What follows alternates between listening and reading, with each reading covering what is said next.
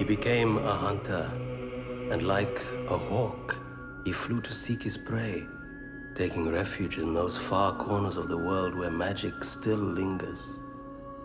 But having once been a man, so does he still suffer the passions of a man, flying in rages sometimes, and throwing himself down like a child to vent his wrath upon the earth. The people of the great Namib have another name for those violent winds that blow from nowhere. They call them dust devils.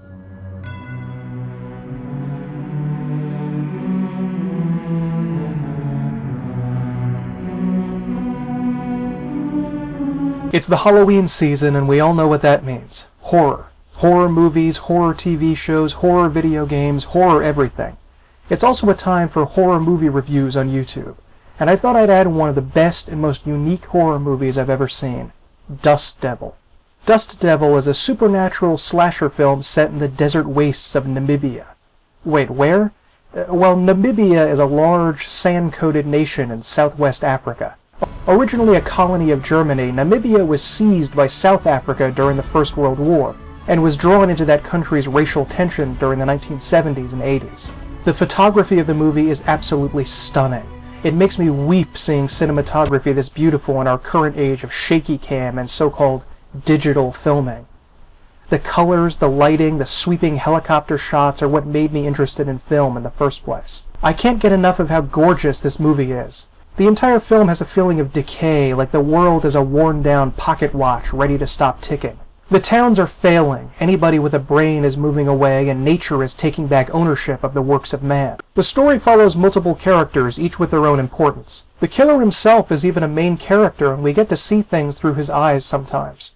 It can't really be said that anyone is the main character, even though in a traditional Western horror movie it would be the pretty young woman, Wendy.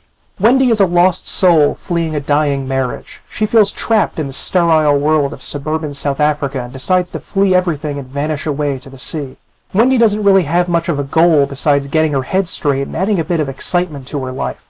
It was once considered in medieval times rather normal to go on a journey of self-discovery by wandering into the desert. They were following the road of Christ himself, after all. But remember that Christ also encountered the devil in the desert and had to avoid his temptations to survive. When wandering the dunes, Wendy finds a nameless man also staggering about with no real destination. He's an attractive man with a long coat that looks like it came out of a spaghetti western. This Jim Morrison wannabe also expresses a desire to go to the sea and vanish. Against her better judgment, perhaps, she sleeps with him in a motel. Thinking she's finally found someone like her and a companion, she decides to investigate his bag and... Don't touch that! Why, for God's sake? Wendy then begins a fight for her life against this strange creature that she can't understand. Along the way, the man or the creature in the shape of a man is also hunted by a policeman named Detective Mukarub. Mukarub is played by Zakes Mokai from the Wes Craven movie The Serpent and the Rainbow.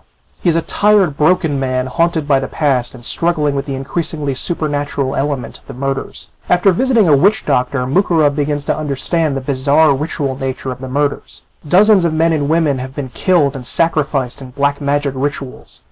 Their bodies dismembered, stripped of various important body parts, and burned surrounded by dark signs and shapes. The creature doing this is the Dust Devil, a Namib term for a wind spirit or demon that occasionally takes the shape of a human and descends to our realm to reap the carnal rewards of mankind. The music of Dust Devil is very important to the story and is simply magnificent.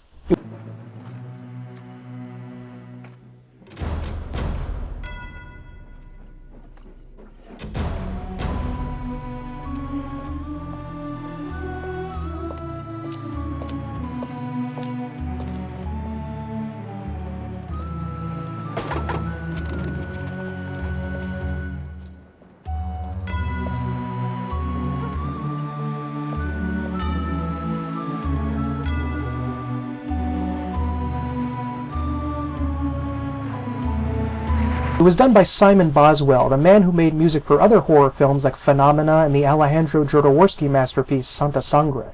The score is huge, orchestral, and as sweeping as the helicopter shots it often accompanies. The music has a slow-burning scare to it with amazing electronic soundscape qualities that are mixed with religious chanting.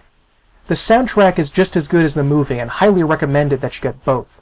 The DVD version that I got of Dust Devil back in the mid-2000s comes not only with multiple versions of the film, but the soundtrack and other works by the director, Richard Stanley. Stanley is an excellent director and sadly not very prolific. He's infused Dust Devil, his masterpiece, with a hell of a lot of Werner Herzog influence. Especially the rotating car at the beginning all make this feel very much like that German director. The DVD commentary is done along with the man who does commentary with Herzog on many of his films. Stanley has also made one of my favorite documentaries, Secret Glory, about the interests of real-life Nazi occultists. Like Dust Devil, it mixes horror, occultism, and racism into a perfect storm for a history buff and horror lover like me. The story has a weird racial subtext to it.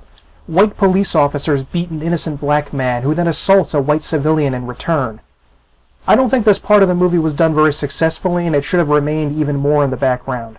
But it does add another odd layer onto the film, especially since all the characters are struggling with the end of apartheid and white supremacy. Then a recent issue when the film was released in 1992. It adds another system of human endeavor that is broken and fallen apart, leaving everyone adrift, unanchored in a sea of change as they realize their life's work and worth and effort is being erased by the march of time and nature. The most striking moment of the film is the last sequence, which takes place inside a very real lost town in South Africa. The town was swallowed up by the desert, and all the houses are drowned in sand up to the second floor. The world of Dust Devil is reaching around and slowly strangling all the people, even the native Namib people, with a drought and asserting the dominance of the wasteland over everyone. The only caution I can give before watching Dust Devil is that you may want to turn the subtitles on. Even though the actors are speaking English, they're doing so in a South African accent, a notoriously tricky and difficult dialect that mixes in bits of Dutch and German inflection to English words. Half the time I can't really understand what the actors are trying to say. But aside from that quibble, Dust Devil is one of the best horror movies ever made. It understands perfectly the atmosphere building needed to create great horror. The movie has the quality expressed in Ramsey Campbell's short story collection Demons by Daylight, a series of tales designed to rip you out of the traditional spooky nighttime feeling of horror and make you scare right in broad daylight. Just like another masterpiece of horror, the Texas Chainsaw Massacre placed large chunks of the action in bright sunlight. The sun-drenched deserts of Namibia offer a perfect background for a story of violence, magic, despair, and a yearning to be free of the wearying concerns of physical life. Dust Devil is required viewing for horror fans. The DVD is pretty cheap online, and if you watch it, you'll be treating yourself to a visually stunning movie, entrancing music, and a mysterious story that'll leave you thinking for quite a while. Don't delay, go get it now!